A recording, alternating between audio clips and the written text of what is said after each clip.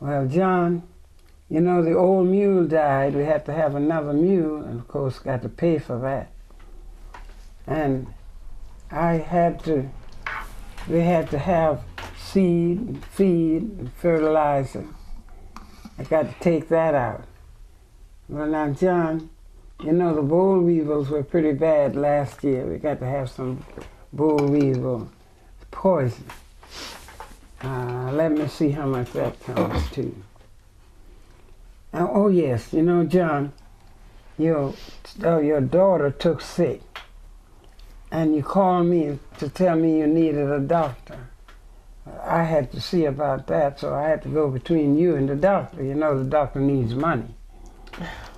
Now, John, oh, yes, just before Christmas last year, you told me you needed some money to give your children Christmas, and I had to let you have some money. I take that out. And he'd pretend he was figuring all the time. Well, John, you don't owe me but $250. Do better next time.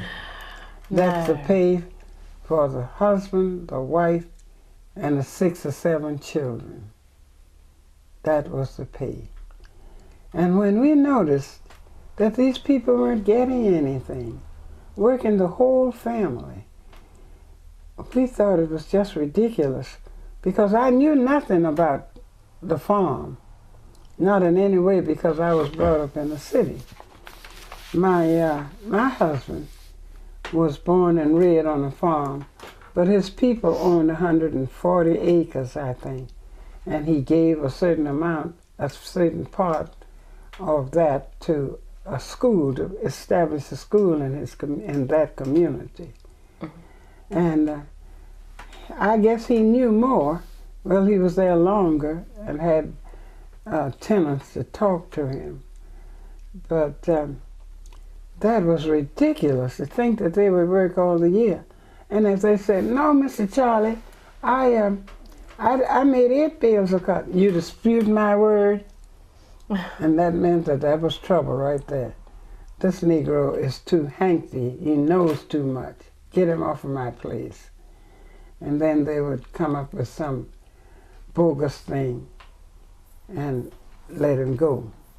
Maybe they'd kill him, because there's nothing like I killed John and you better have to go to jail for it.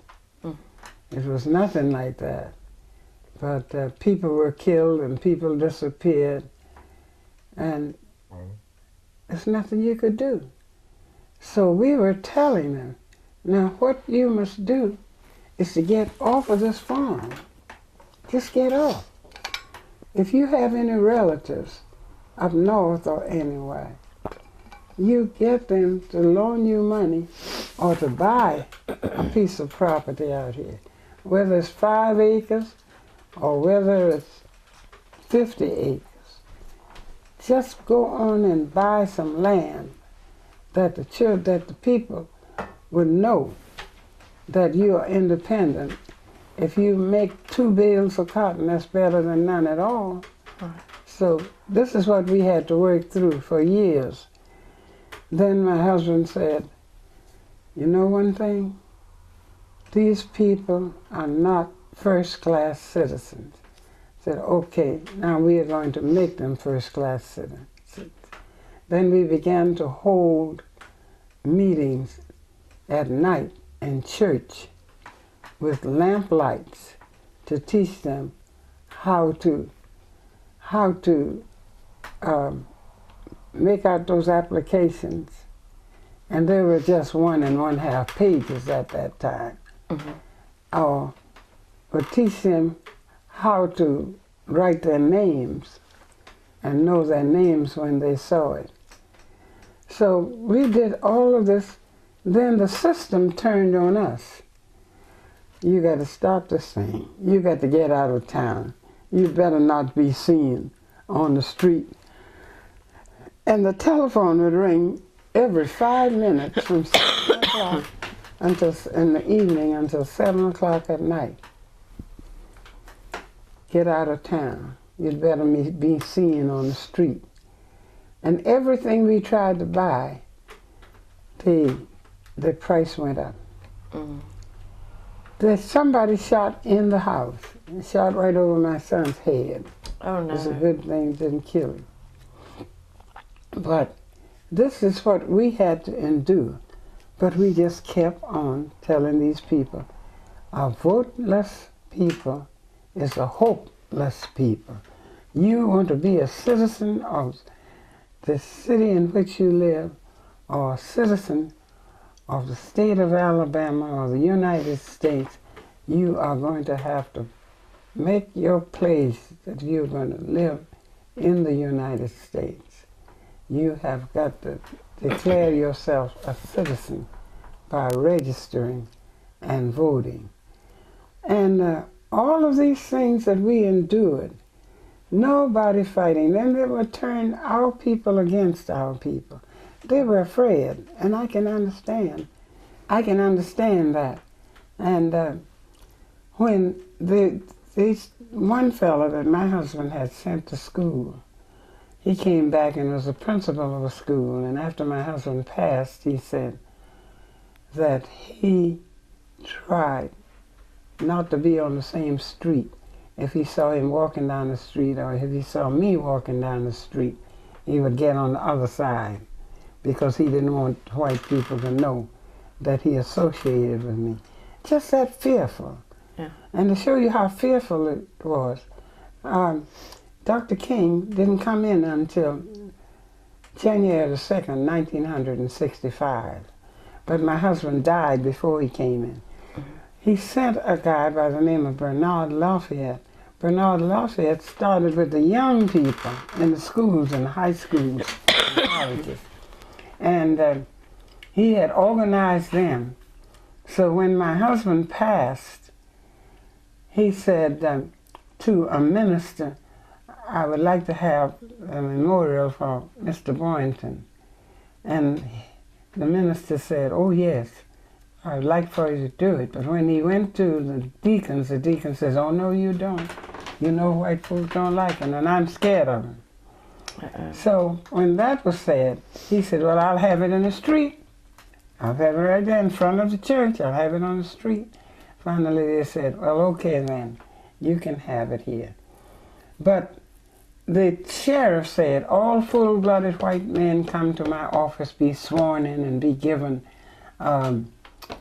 ammunition. They went, and they were given clubs. And when these people got ready to go to the church, as the deacons let them come in, there were around 400 of them.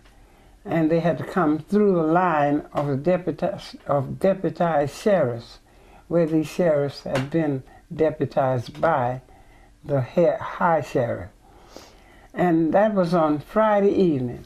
On Monday morning, when these people, these 400 adults, went to their work, including factories, they had another place there. But anyway, as long as when they went to their factories, to their home, to the homes where they worked in, and they went to their foundries, and where they had lumber in the lumber yards, they were told, you're fired. You're fired because you attended that S.W. Boynton's memorial. Now when that happened, African Americans said, I didn't know that I was a slave. I'm going to get in that line and demonstrate and march until I get the right to vote. It broke that chain of ignorance and of fear, and they did.